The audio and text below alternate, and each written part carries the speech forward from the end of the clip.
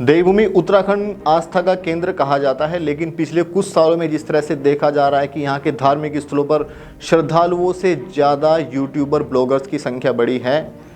ये साफ तौर पर जाहिर है कि कहीं ना कहीं टीआरपी को बनाने के लिए इस्तेमाल किया जा रहा है इन जगह का, और इस पर आपत्ति जताई है बद्री केदार समिति ने। इस बार एक रिपोर्ट दी गई है धामी सरकार को और कहा यह भी जा रहा है कि इसमें कुछ सख्त निर्णय होंगे, जिसमें कि फ़ोन अलाउड नहीं होगा किसी भी धार्मिक स्थल पर, खासतौर पर बद्रीनाथ और केदारनाथ में। वहीं अगर बात करें तो यहाँ पर गरिमामय परिधान ही आप पहनकर दर्शन कर सकते हैं, ऐसी हवा है और एसओपी में इस तरह की बातें हो सकती हैं। यहाँ ध्यान देने वाली बात यह है कि पिछले साल जिस तरह से चारधाम यात्रा में श्रद्धालुओं की भीड़ उमड़ी थी, ये साफ तौर पर जाहिर है कि यहाँ इस बार भी श्रद्धालु अच्छी संख्या में पहुँचने वाले हैं। लेकिन सोशल मीडिया पर केदारनाथ ट्रेंड करता रहा और देश दुनिया के लोग तमाम रील्स के माध्यम से बाबा केदार के दर्शन करते रहे। इससे एक लाभ जरूर होता है कि जिस पर्यटन के प्रचार पर सरकार करोड़ों रुपए खर्च करती है, वो भार कहीं ना कहीं यूट्यूबर और ब्लॉगर्स कम कर देते हैं।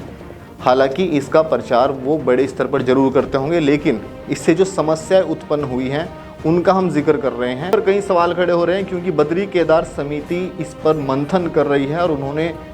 मुख्यमंत्री को एक रिपोर्ट भी दी है, जिसमें साफ तौर पर कहा गया है कि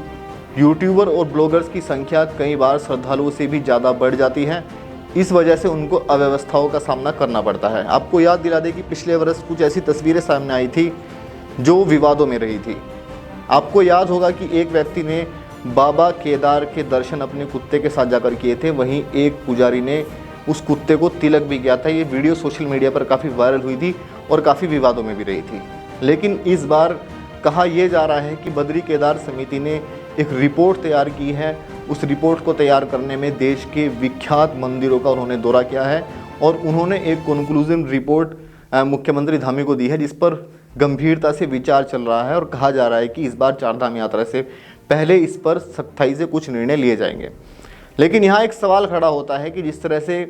सरकार पर्यटन पर और इसके प्रचार पर हर वर्ष करोड़ों रुपए खर्च करती है, वहीं कहीं ना कहीं यूट्यूबर्स और ब्लॉगर्स के माध्यम से ये प्रचार मुफ्त में उत्तराखंड का हो जाता है। और आप ये भी जानते हैं कि उत्तराखंड की मुख्य कमाई है वो पर्यटन से ही होती है। लेकिन इसको भी नहीं ठुकराया जा सकता है कि जिस तरह से यहाँ पर श्रद्धालुओं से ज़्यादा भीड़ यूट्यूबर ब्लॉगर्स की रहती है, और अगर किसी को दर्शन करने में या वहाँ के पुजारी